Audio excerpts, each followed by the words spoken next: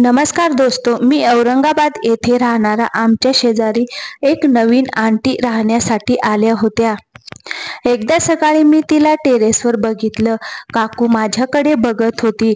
एके दिवशी तिचा नवरा कामानिमित्त बाहेर गावी गेला होता आणि त्या दिवशी खूप जोरात पाऊस येत होता. आंटी तिच्या घरी एकटीच होती. पावसामुळे लाईट गेल्यामुळे ती आमच्या घरी आली आणि त्या दिवशी जे काही झालं.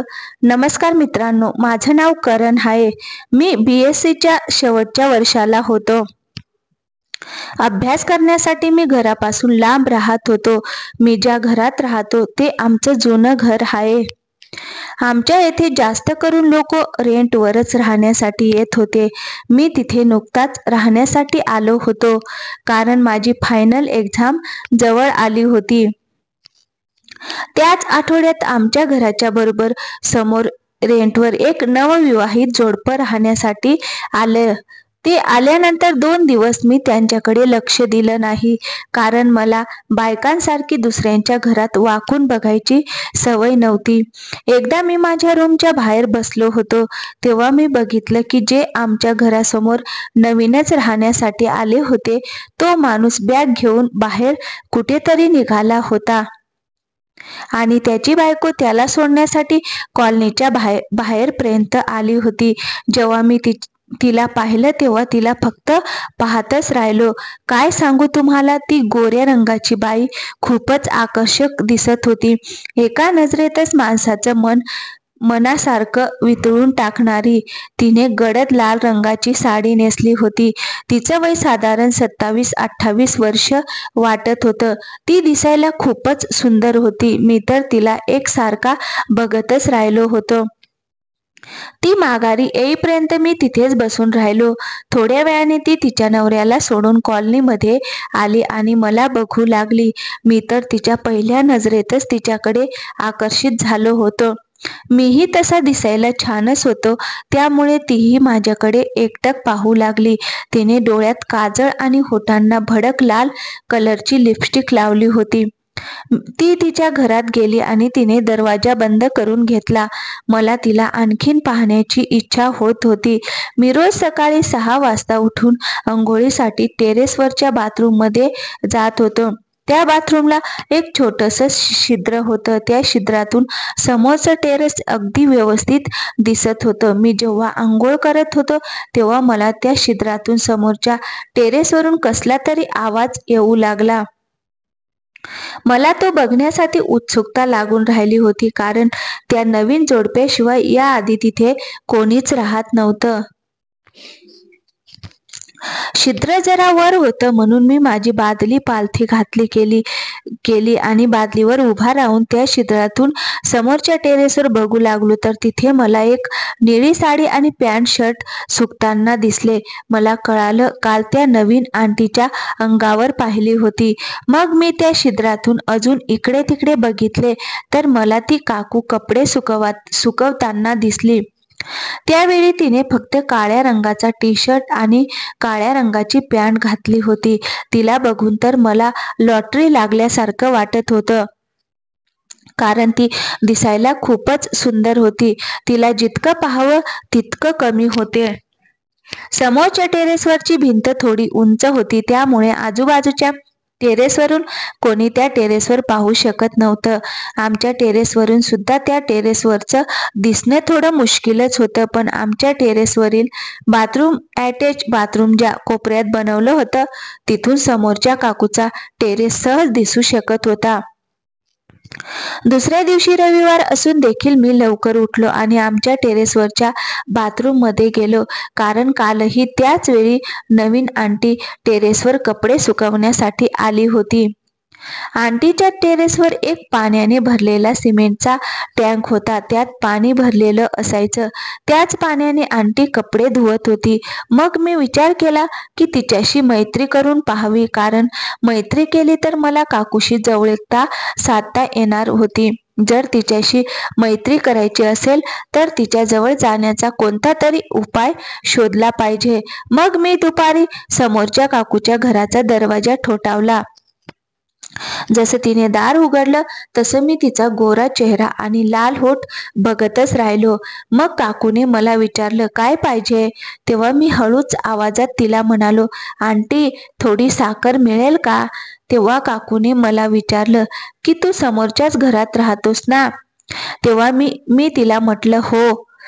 मग मला तिने घरात यायला सांगितलं. तिने मला तिच्या स्वयंपाकघरात नेलं आणि एका बाउलमध्ये साखर भरून देऊ लागली. तेव्हा मी आंटीला निरखून पाहत होतो. तिने जांभळ्या रंगाची नाईन्टी घातली होती, जी तिला खूपच सुंदर दिसत होती. जेव्हा ती साखरचा बाऊल घेऊन माझ्याकडे येत होती तेव्हा मी तिला समोरून बघत होतो. तिने मला विचारलं, काय बघत आहेस? मी तिच्या शरीराकडे निरखून बघत असल्यामुळे ती मला जरा अवघडल्यासारखी वाटली. मी पण घाबरलो आणि तिथून कल्टी मारली, कारण मी आणि तिकडं सरळ सरळ तशा नजरेने बघत होतो व मलाही समजलं आणि मग तिथून निघालो. आता मी रोज टेरेसवर जाऊन काकूला पाहत होतो आणि काही ना काही कारण काढून त्यांच्या घरी जात होतो.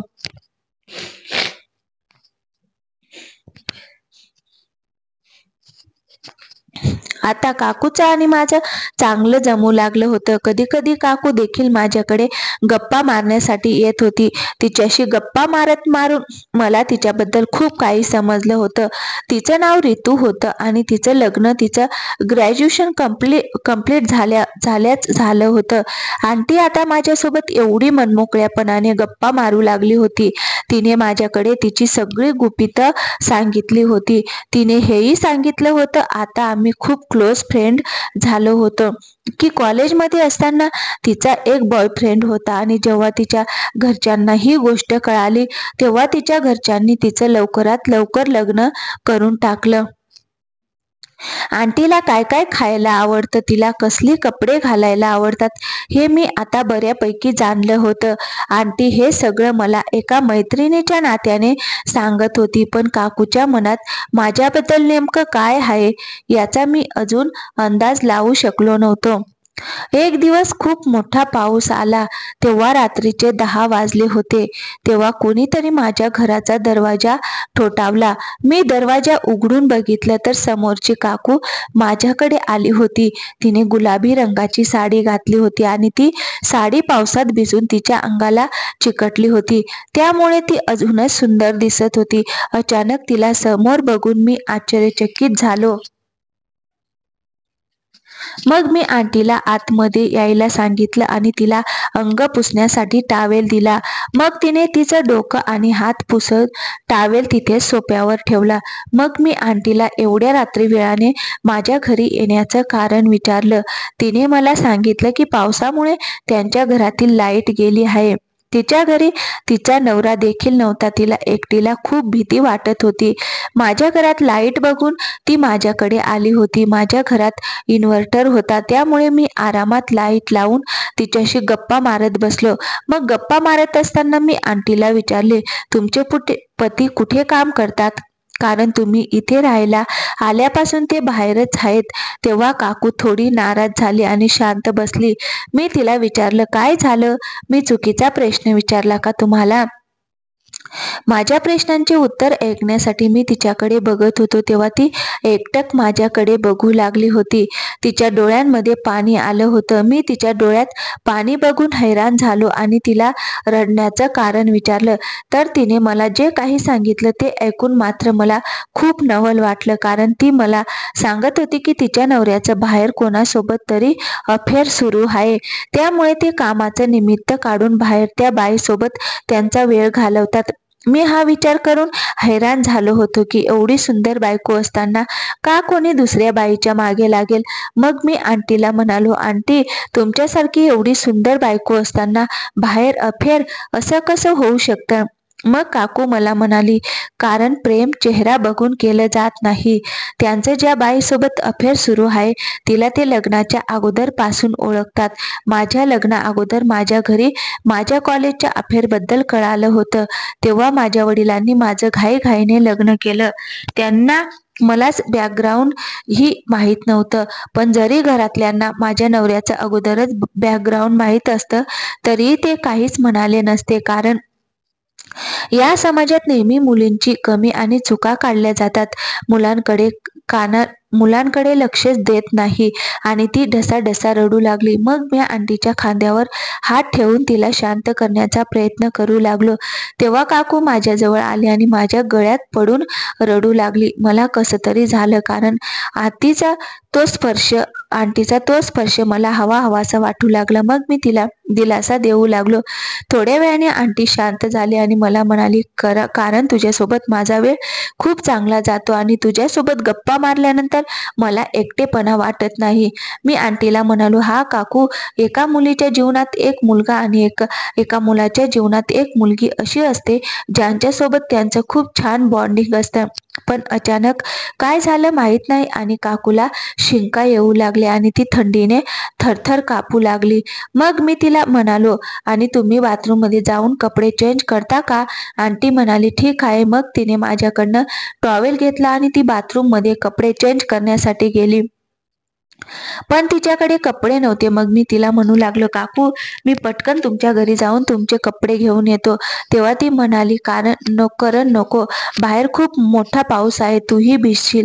त्यापेक्षा तुझाच एखादा शर्ट मला घालायला दे. असं पण मी लॉंग शर्ट वापरत होतो. पण मला माझ्या कपाटात एक जुना पांढऱ्या रंगाचा शर्ट मिळाला. मी तो शर्ट आंटीला नेऊन दिला. मग काकू माझ्याजवळ आली आणि मला म्हणाली, तुला वाईट वाटणार नसेल तर मी हा शर्ट घालून माझ्या घरी जाऊ शकते का? मी काकूला म्हणालो, यात वाईट वाटण्यासारखी काहीच गोष्ट नाही, पण तुम्ही आजची रात्र येथेच थांबू शकता. तसंही अजूनही लाईट आलेली नाही आणि माझ्या घरात इन्व्हर्टर असल्यामुळे आपण दोघे आरामात इथे राहू शकतो. काकूनी माझं ऐकलं आणि ती एका रात्रीसाठी माझ्या घरात राहण्यासाठी तयार झाली. त्या रात्री आम्ही खूप साऱ्या गप्पा मारल्या. मला खूप झोप येत होती, पण काकू होती की थांबण्याचं नावच घेत नव्हती. ती माझ्यासोबत गप्पा मारण्यात खूपच मग्न झाली होती. मी तिला मध्येच थांबवत म्हणालो, काकू, तुम्हाला झोप आली नाही का? तेव्हा ती मला म्हणाली की मला झोपेची गोळी घेतल्याशिवाय झोप येत नाही आणि आज बरोबर मी झोपेची गोळी खायला विसरले. आता माझ्याकडे दुसरा पर्याय नव्हता, म्हणून मी तिच्यासोबत टाइमपास करत बसलो, कारण तिला असं एकटीला बसून मला झोप कशी लागेल. मध्यरात्री कधी आम्हाला दोघांना झोप लागली कळलंच नाही. आम्ही दोघेही सोफ्यावर बसल्या जागीच झोपलो होतो. सकाळी 6 वाजता आंटीच्या मोबाईलमधल्या अलारामने आम्हाला जागं केले. काकूला रात्रीची मदतीबहाल थँक्स म्हणाली आणि तिच्या घरी निघून गेली. मला काकूबद्दल खूप वाईट वाटू लागले, पण मी तसा मुलगा नव्हतो की त्यांच्या मजबुरीचा फायदा घेईल. मला काकू आवडत होती, मात्र मला तिला तिच्या मर्जीशिवाय काही करायचं नव्हतं. आमच्यात आता खास मैत्रीचं नातं तर निर्माण झालंच होतं, त्यामुळे मी तिच्यासोबत टाइम स्पेंड करू शकत होतो. बस मला आणखीन काय हवं होतं. मात्र त्याच्या दुसऱ्याच दिवशी आंटीचा नवरा घरी आला, त्यामुळे मला तिच्यासोबत वेळ घालवण्यासाठी संधी मिळाली नाही. थोड्याच दिवसात माझी फायनल परीक्षा संपली आणि मी आमच्या घरी आलो. घरी जाताना मी आंटीला सांगून आलो तर तिला खूप वाईट वाटू लागलं आणि मलाही. पण मला जेव्हा जेव्हा काकूची आठवण येते तेव्हा मी तिला भेटण्यासाठी आमच्या जुन्या घरी जातो. तीही मला बघून खूप खुश होतं आणि खरं सांगा, मला तिचं खूप वाईट वाटतं. मी जर तिच्या नवऱ्याच्या जागी असतो तर बाहेर अफेअर करायचं तर लांबच, पण तिला एक क्षणही एकटं सोडलं नसतं, कारण काकू होतीच तशी, इतकी गोड. तुम्हाला काय वाटतं मित्रांनो? अशाच मजेशीर मनोरंजक कथा ऐकण्यासाठी आमच्या चॅनलला सबस्क्राईब नक्की करा हो. तर चला मित्रांनो, पुन्हा भेटूया एका नवीन कथेसोबत. तोपर्यंत काळजी घ्या. थँक्यू. नमस्कार.